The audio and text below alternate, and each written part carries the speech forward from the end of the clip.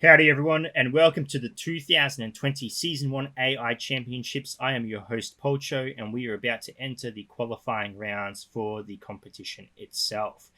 There will be a lot of team fights in the qualifying round, so this round will be split up into several different videos. So I will put a comment below with what teams are actually fighting, and you can choose to watch whatever one your team is betting on.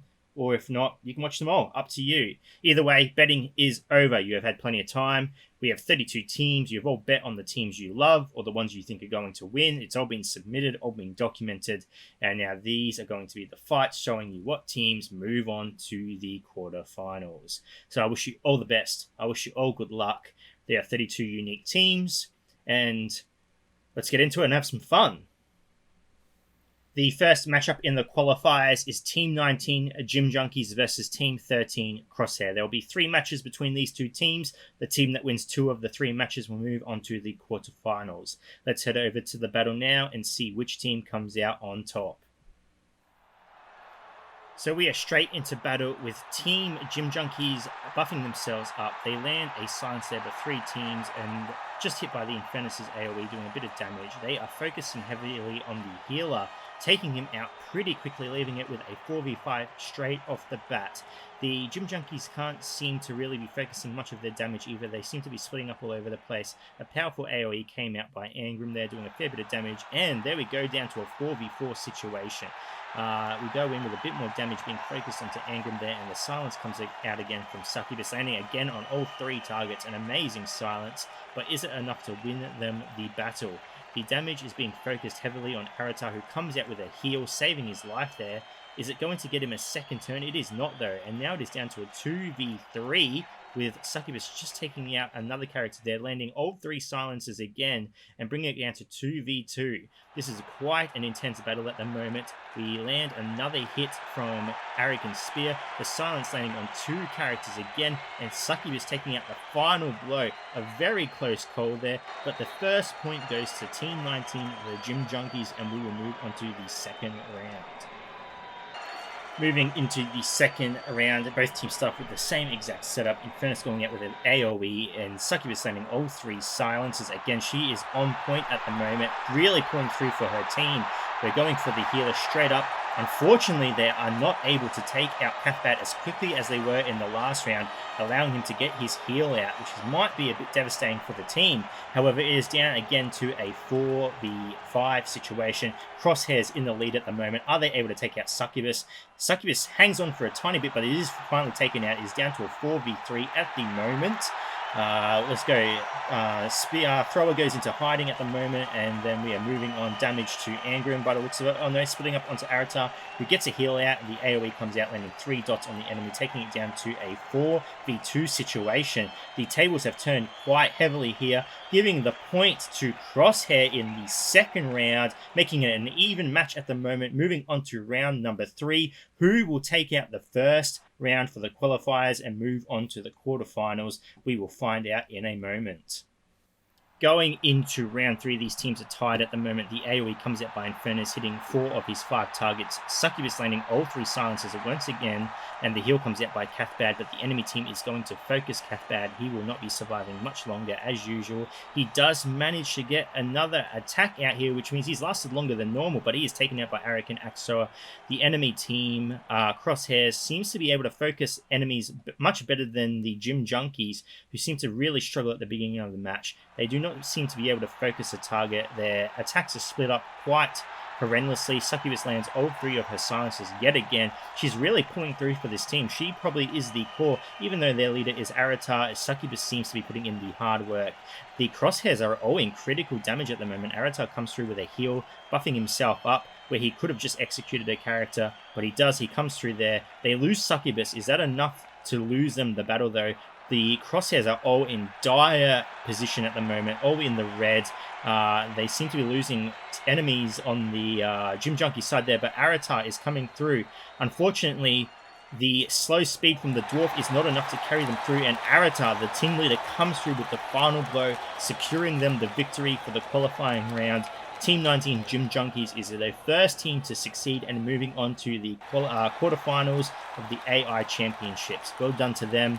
We are moving on. Oh, actually, sorry guys, we have a quick interview with Succubus. Let's head over to the stadium and yeah, let's have a bit of a chat. Okay, we are here with Succubus live in the stadium. Succubus, what an amazing first fight. How are you feeling after the first match of the tournament? I feel absolutely amazing. Red hot, you could say.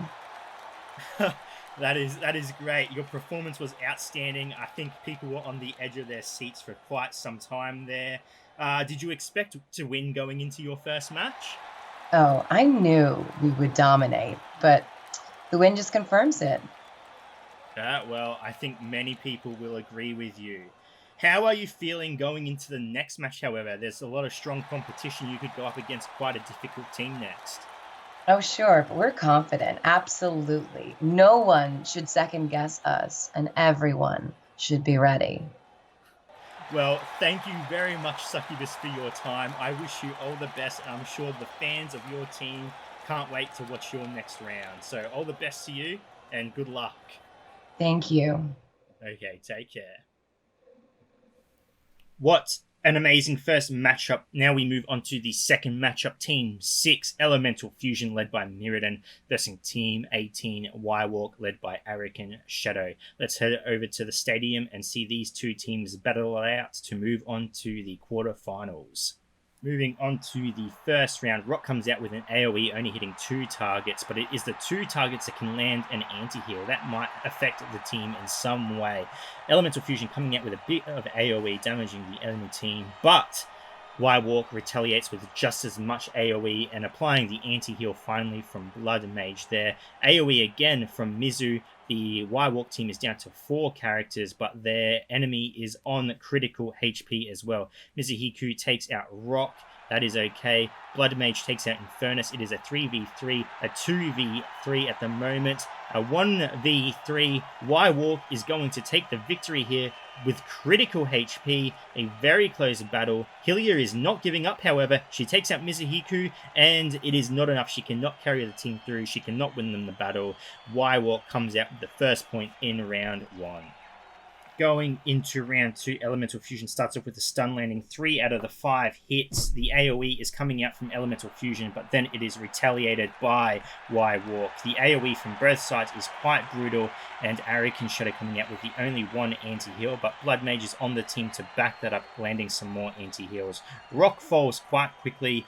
The Elemental Fusion team is trying their hardest to really take out someone on the enemy team.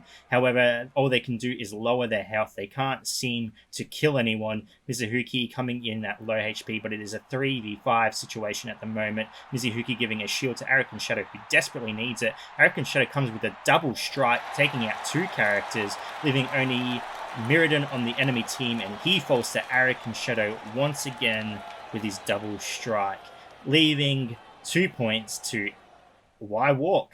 A surprising victory. However, we will still continue with the third match, just in case Elemental Fusion can come through with some type of victory. Moving on to round 3, and Elemental Fusion is probably feeling a bit of a moral downfall at the moment. They've lost their first 2 rounds, and they are eliminated from the competition. Unfortunately, they have a solid lineup. However, it's just not enough to compete with Y-Walk, who just matches them in every single way. They have anti-heal. They outmatch them in AoE. It's quite a powerful team, and with the anti-heals coming out, there's not much Hylia can do on Elemental Fusion. She is essentially useless. Rock, she can only do so much by stunning the enemy, but it is just no match. And Y-Walk comes through with the third victory, the third round of their matchup, winning all 3 matches, putting them through to the quarterfinals, and they will be versing Gym Junkies, and it seems like they will be a bit of a competition. So watch out, Gym Junkies. You might be in a bit of strife right now because Y-Walk is bringing the business. Moving over to the third matchup for the qualifying round, we have Team 8 Pet Masters, led by Siegfried, versus Team 14 Bedhair, led by Tanida. We're going to head over to the stadium right now and watch these 2 guys fight to have a chance of winning the championship, the AI Championships 2020. Moving on to match 3, we have Petmaster versus Bedhair, and off to a brutal start against Siegfried, taking a lot of damage, but he's protecting the minions. He has trained so very hard over the years, and now it is time for them to unleash some pain. They go for Hylia, who protects herself by hiding. Siegfried is getting quite low at the moment. A lot of damage comes out by Wukong, but it is fine. The enemy then changes their damage to Tanita and Grok, then going back to Hylia as Sabretooth is able to avoid or attack people in hiding. He attacks again. Hound comes out with the silence or the sleep on Grok. Wukong comes out with a triple strike, against the healer, Kobolok, who is taken out.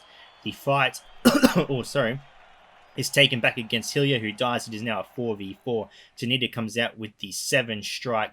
Quite a lot of damage against Hound, who dies. Oh, pardon me.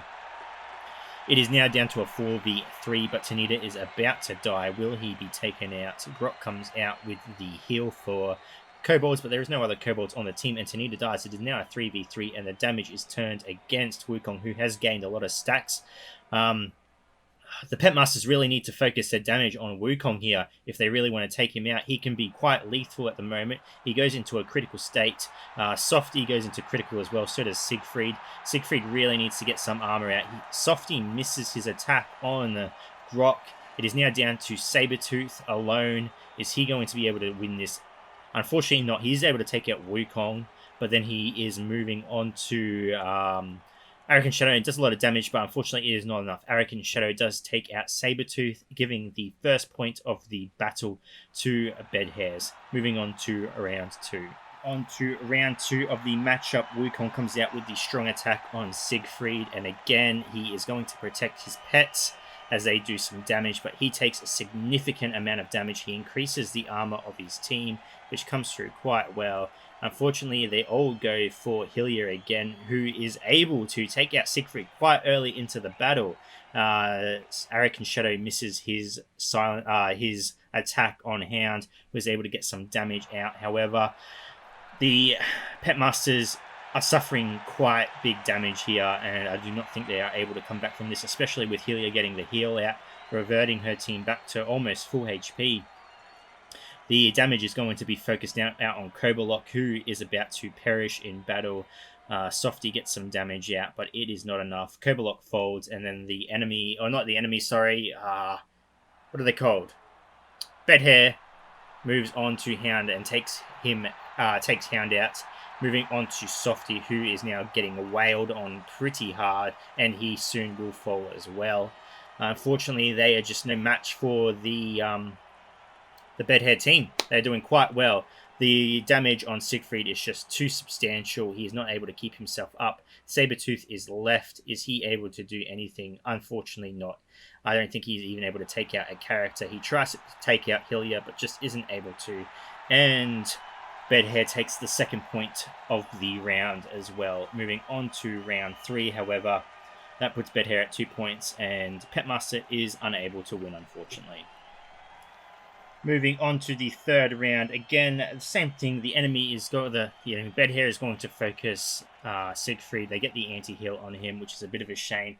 Siegfried gets his defense out, and Kobolok comes out with his AoE, lowering the accuracy on most of the enemies. But is it going to be enough? They actually get Hylia quite low to begin with, but if they aren't able to kill her, she will just get her heal out. They get some damage out on Tanita. Hound misses. Hylia gets her heal out, which is unfortunate. If they're able to kill a Hylia, their team could do a lot better.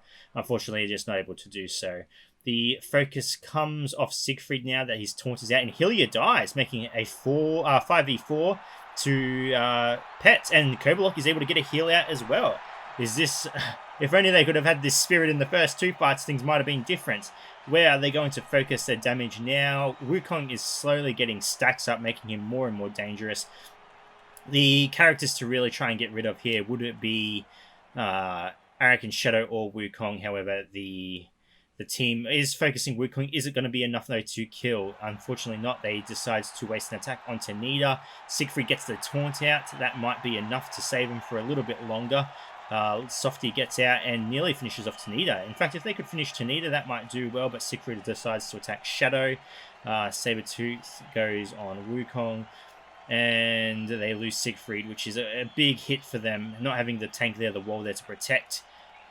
Unfortunately, Siegfried really needs to protect his pets, otherwise they aren't able to really do as much, and the attacks being distributed all over the place really affects his team in the long run. If they were able to just annihilate a character at a time, they could have really changed the battle. Unfortunately, they lose. They seem to be coming back a bit there at the start. Unfortunately, just not enough. Petmasters is taken out of the tournament, and Bedhair moves on to the quarterfinals. Do not let the defeat of your team drag you down. However, there are still plenty of fights to go. You may get a new favorite team. However, you unfortunately are not able to bet. Moving on to match number 4, we have Team 31, No Weapons, led by Dreverard, versus Team number 4, Big Swords, led by Aroga. Interesting fight here. Weapons versus No Weapons. Who will come out on top? Let's get into it and find out.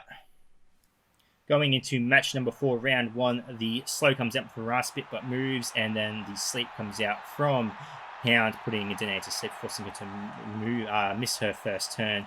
We come out with a lot of damage being thrown onto Dreverard. However, if they are not able to kill him, he will be healed by Hylia. Tyler's taking a lot of damage there, and Dreverard falls amazingly, and the heal from Hylia being missed. Abaddon comes out with his AoE, landing on 3 targets. That's good for his ultimate ability. Has lowered some cooldown on there by 3 turns. I'm sure that's how it works. And a bit of counter-attack railing into the Infernus, taking him down to half HP. The Raspit Poison comes out on Roga. That's going to do a fair bit of damage to him when his turn comes around. Enemy focusing on Roga. They shouldn't need to do too much damage for him to die to the poisons on him.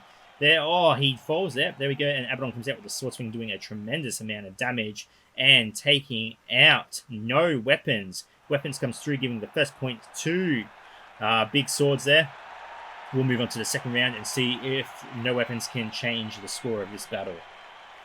Here we go into round 2. Raspit going with the slow again, missing, and Hound following up with the sleep. Really effective. They could get the counter attack on Danae out on the first turn. It could be quite effective. The attacks are going to be railed out on Dreverard. However, they are not going to get him low enough to trigger Hylia's heal, and I feel like that is what is really needed.